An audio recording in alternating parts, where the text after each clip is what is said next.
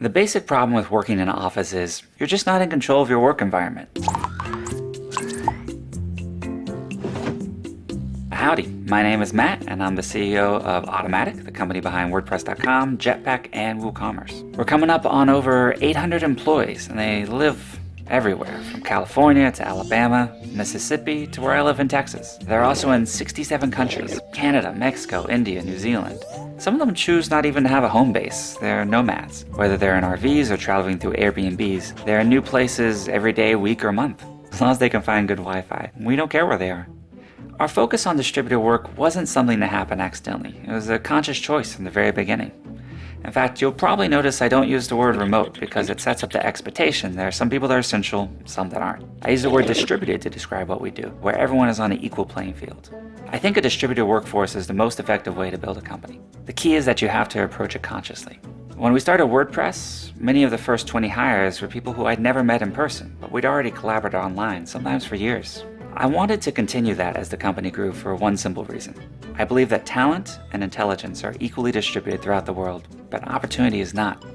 In Silicon Valley, you have the big tech companies fishing from essentially the same small pond or bay. By making the company distributed, we can fish from the entire ocean. Instead of hiring someone who grew up in Japan but now lives in California, you can gain someone who lives, works, wakes up in the morning, and goes to sleep every night, wherever they are in the world. They bring a different understanding of that culture and a different lived experience day to day. At the base of the decision to go distributed, there's a desire to give people autonomy over how they do their work. Unless you're in a role where specific hours are important, you can make your own schedule. Everyone can have a corner office. They can have their windows. They can have the food they want to eat. You can choose when there's music and when there's silence. You can choose what temperature the room should be. You can choose to save the time you'd spend commuting every day and put that into other things that are more important to you. A distributed workforce is ideal for a technology company, but I often get the question, hey, this works great for y'all, but what about everyone else? If you already have an office, there are a few things you can do to build distributed capability. First, document everything. In an office, it's easy to make decisions in the moment, in the kitchen and the hall, but if people work remotely and some members of the team are having those conversations they don't have access to, they'll see these decisions being made without understanding the why. Always leave a trail of where you were and what you were thinking about. This allows others to pick up where you left off. That's great for allowing people in different time zones to interact. It's also great to think about as an organization evolves, with people leaving and people joining. Along those same lines, try to have as much communication as possible online.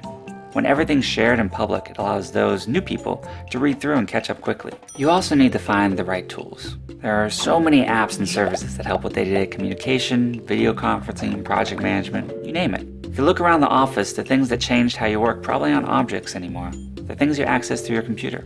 So test out and experiment with different tools that enable collaboration and see what works. Create productive face-to-face time. In a traditional office, you're in the same place 48 weeks out of the year, and you might have 3 or 4 weeks where you're not together. We try to flip that. So we come together for short, intense bursts. Once a year, we do a grand meetup where the entire company comes together for a week. It's kind of half work, half play. The primary goal is connecting people. When we leave, we want to make sure that everyone's aligned and on the same page, and that they have a deeper connection with their colleagues, so that when they work together the rest of the year, they can bring together that understanding and empathy. And the final practice is give people the flexibility to make their own work environment. Every person at Automattic has a co-working stipend that they can put towards a co-working space or just to buy coffee so they don't get kicked out of the coffee shop.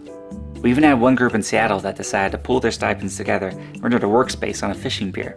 Also, when each person joins the company, we give them a home office stipend. This is money they can invest in getting the right chair, the right monitor, the right desk setup so that they can have the most productive environment for them.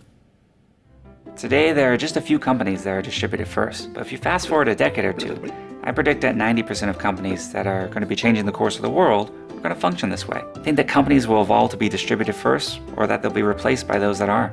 As you think about what you're going to build next, definitely consider how you can tap into global talent, give people autonomy to live and work wherever they feel they should, and still participate fully in whatever it is that you're creating together.